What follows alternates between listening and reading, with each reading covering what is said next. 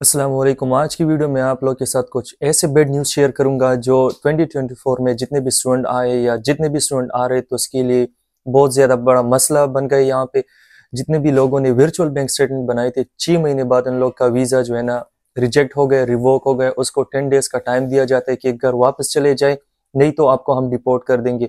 इससे पहले हमजा शिनवारी ने भी एक वीडियो बनाई थी, मैंने उसको देख के मैंने सोचा कि भाई एक स्टूडेंट होगा, लेकिन पर्सनली कल मेरा एक दोस्त था, उसने मुझसे रब्ता किया और स्क्रीन पे आप स्क्रीनशॉट भी देख सकते हैं कि उसको 10 डेज का टाइम दिया। उसने वर्चुअल बैंक स्टेटमेंट बनाई थी और उसके पास एक ही ऑप्शन था।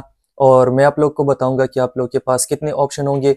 3 ऑप्शन मैं आप लोग के साथ शेयर करूंगा। आपके पास 3 ऑप्शन होंगे, नहीं तो आप सीधा अपने कंट्री पाकिस्तान वापस चले जाएंगे। ये एक दोस्त ने एक्सेस किया, मेरे साथ रब्ता किया। उसने कहा कि भाई मुझे यूकेवीआई की तरफ से एक ईमेल रिसीव हुई उस दिन।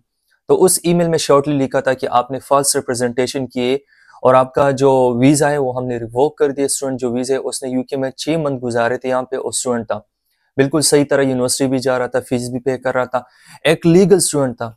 लेकिन उसने गलती यही की थी कि उसने पाकिस्तान में जो बैंक स्टेटमेंट बनाई थी वो वर्चुअल बैंक स्टेटमेंट थी। तो इसकी वजह से उसने यूकेवीआई ने ईमेल की कि भाई अगर आपका बैंक हमें रिस्पॉन्स करता है या 10 डेज के अंदर अंदर आप हमें रिप्लाई देते हैं, वेल एंड गुड, और अगर वो लीगल रहा तो हम आपको एक्सेस देंगे, इसके बारे में सोचेंगे, नहीं तो हम आपको डायरेक्टली डिपोर्ट कर देंगे और आपका वीज़ा हम रिवोक कर देंगे। क्योंकि उसने वर्चुअल बैंक स्टेटमेंट बनाई थी, उसके पास इतना एक्सेस नहीं था। उसने कहा कि भाई एक ऑप्शन मेरे पास यही था, अगर बैंक में जाता या बैंक से मेरा कोई राब्ता था, बैंक में मेरा कोई बंदा था, वो उसको रिप्लाई करता, फाइनेंस लेटर लेता और कहता कि हाँ ये जो बैंक स्टेटमेंट इसने पहले प्रोवाइड की थी उस दिनों में तो ये लीगल है, तो फिर क्या होता हो सकता। लेकिन उसने वर्चुअल बैंक स्टेटमेंट बनाई थी।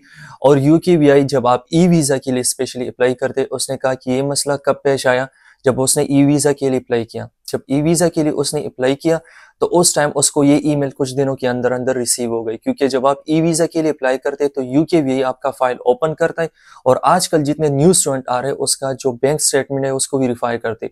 जब उन लोगों ने वेरिफिकेशन की, बैंक से रब्ता किया, यूनाइटेड बैंक लिमिटेड बैंक था। अब यूनिवर्सिटी ने तो क्लियरली मेंशन भी किया कि यूनाइटेड बैंक और कुछ बैंक से उसका बैंक स्टेटमेंट हम एक्सेप्ट ही नहीं करते।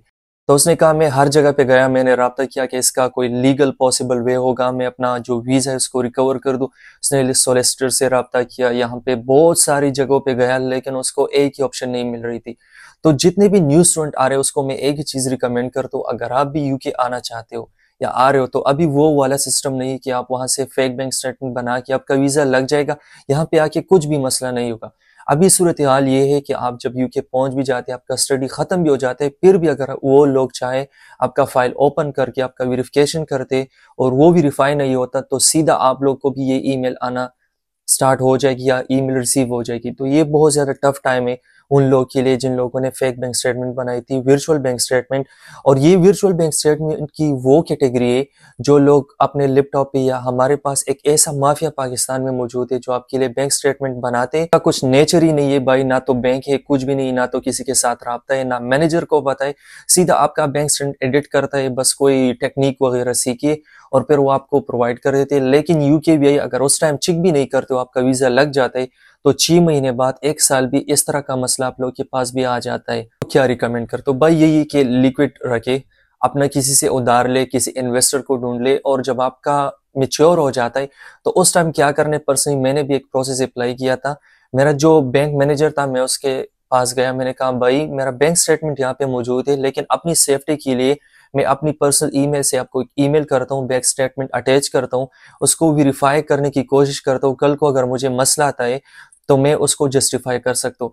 तो फिर इस तरह मैंने एक ईमेल लिखी, बैंक मैनेजर को मैंने सेंड किया और उसने मुझे कुछ दिनों में रिस्पॉन्स दे दिया। तो अभी भी वो ईमेल मेरे पास है, अगर खुदा ना ख्वास कुछ इस तरह मसला मेरे साथ आता है तो मैं जस्टिफाई कर सकता हूँ कि भाई आप देख सकते हैं मैंने वेरीफाई किया था अपना बैंक स्टेटमेंट, मुझे पता है। क्योंकि हार्ड जो डॉक्यूमेंट है, अगर आपके पास कोई पेपर है, बैंक स्टेटमेंट या मेंटेनेंस लेटर है, तो आपको यहाँ पे सपोर्ट और डिफेंड नहीं कर सकता। एक ही चीज आपको कर सकते हैं, यूबीएल या जो भी बैंक से स्टेटमेंट बनाई थी उसका ऑफिशियल जो ईमेल है वो आप जस्टिफाई कर सकते हैं। तो उस भाई ने तो फिर जो भी था उसने कवर कर दिया, लेकिन उसका वीजा तो खत्म हो गया। तो आप लोग के पास भी अगर इस तरह आप लोगों ने बनाए तो भाई अपने लिए बात कर दे बैंक में, और जहाँ पे भी वो प्लान भी रख ले। तो आप लोग के पास 3 ऑप्शन हो सकते हैं। वो 3 ऑप्शन क्या है? फर्स्ट ऑप्शन यही है, मैं आप लोग को क्लियरली बताता हूँ भाई, अगर आप लोगों ने भी वर्चुअल बैंक स्टेटमेंट बनाई थी या किसी को 1-2 लाख दे के, यहाँ पे लोग 10 लाख देते हैं इन्वेस्टर को, आप लोग यहाँ पे इस साइड पे एक माफिया बैठी है जो आपसे 1 लाख 2 लाख चार्ज करके एडिटेड वर्जन बना देते, आप लोग का वीजा लग जाते हैं, खुशी खुशी यूं के आके कहते कि भाई वीजा तो लग गया, सेविंग हो गई। लेकिन ये सेविंग आपके लिए इतना बड़ा मसला बना सकता है यहाँ पे कि आप सोच भी नहीं सकते। वो बंदा इस तरह मेच्योर बना था कि उसने बाहर मुल्कों से पहले स्टडी भी की थी, लेकिन वो कहते हैं ये जब मसला आया मेरे साथ तो मेरा दिमाग बिल्कुल काम नहीं कर रहा था। तो ऑप्शन पहला आपके पास यही कि भाई आपके बैंक में जो बंदा है वो अगर उसको रिस्पॉन्स कर देता है कि हाँ मैं जो बैंक स्टेटमेंट इस बंदे ने रखवाई थी, इस डेट भी मेंशन करते, इस स्क्रीनशॉट में आप देख सकते हैं कि हाँ इस डेट को आपने बैंक स्टेटमेंट रखी थी और फॉल्स रिप्रेजेंटेशन है, तो 10 साल का बैन भी आप पे लगा सकता है। तो फिर आप उसको कह दे बैंक को कि हाँ मेरा ये बैंक स्टेटमेंट, यूकेवीआई ने आपसे रब्ता किया था, उसको कहे कि भाई ये जेन्युइन बैंक स्टेटमेंट था, तो हालांकि ना तो मैनेजर को पता है, किसी को पता ही नहीं, ये तो एडिटेड वर्जन है। ये प्लान तो बिल्कुल आपके लिए काम नहीं करेगी। अगर आप लोगों ने रखी थी, वो आप अभी भी अपने मैनेजर से रब्ता कर दे कि भाई इस तरह अगर इन फ्यूचर वेरिफिकेशन करते तो काइंडली आप रिस्पॉन्स दे दे, क्योंकि मैं नहीं चाहता कि मेरा वीजा रिस्क में हो। दूसरा ऑप्शन आप लोग के पास है कि भाई वॉलंटियरली फिर आप लोग को डिपोर्ट करेगा, 10 दिन का टाइम देगा, तो आप लीगली अपने मुल्क पाकिस्तान चले जाए, फिर कोई मसला नहीं होगा। वो तो मुझे पता है 99% लोग जाएगी नहीं, क्योंकि आपने इन्वेस्टमेंट किए 30-40 लाख 50 लाख 1 करोड़ तक पैसे इन्वेस्ट किए। थर्ड ऑप्शन यही है कि अगर आप फिर भी जाना नहीं चाहते, आपका वीजा तो खत्म हो गया स्टडी का, तो स्टूडेंट का तो आपका किस्सा यहाँ पे बिल्कुल खत्म, 100% फिनिश है। तो आप क्या करना चाहिए कि आप अगर आपको पाकिस्तान में कुछ मसले लीगली के लिए खतरा है, आपकी फैमिली के लिए आप नहीं जा सकते, आपको पता है कि वहाँ पे मेरे लिए एक डेंजर जोन है, तो आप यहाँ पे फिर मैं तो रिकमेंड नहीं करूंगा लास्ट में, लेकिन फिर भी अगर आप लोग जेन्युइन हो तो फिर आप असाइलम की तरफ जा सकते हैं। बाकी आप लोग के लिए एक भी ऑप्शन नहीं। और असाइलम के लिए भी आपको पता है, मैंने इसके बारे में वीडियोस भी बनाई, वो अच्छी चीज नहीं है। वो उन लोग के लिए जिसका बिल्कुल सीरियस इश्यूज है, और या तो वहाँ पे जेंडर के लिहाज से मुख्तलिफ किस्म के असाइलम है, तो वहाँ पे फिर उस वे में जा सकते। लेकिन मेरा ख्याल नहीं कि अगर किसी के पास इस तरह का मसला है उसके पास ऑप्शन होगी। आप चाहे सोलिसिटर के पास जाए, जहाँ पे भी जाए, तो मैं जितने भी आने वाले स्टूडेंट है उसको एक ही बात कहता हूँ, भाई 10 लाख लगा दे, 20 लाख लगा दे, अपना घर बेच दे, कुछ भी कर ले, अगर आप यूके आना चाहते तो ये रिस्क कभी भी नहीं लेना चाहिए।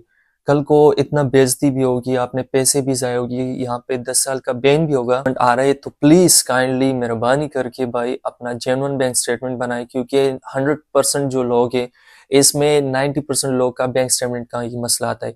तो ये अवेयरनेस थी, मैं सोच रहा था कि आप लोग के साथ शेयर कर दूं। ये एक रियल स्टोरी थी, स्क्रीनशॉट मैंने यहाँ पे ऐड भी किए, बिल्कुल आप स्क्रीन पे देख सकते हैं, मैंने बिल्कुल आप पॉज करके भी देख सकते हैं, 3 स्क्रीनशॉट है।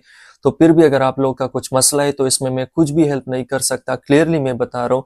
लेकिन ये जो अवेयरनेस थी मुझे एक दोस्त ने बताया, मैंने आप लोग के साथ शेयर किया। मिलते हैं नेक्स्ट वीडियो में, अपना ख्याल रखिए, दुआ में याद रखिए, अल्लाह हाफिज।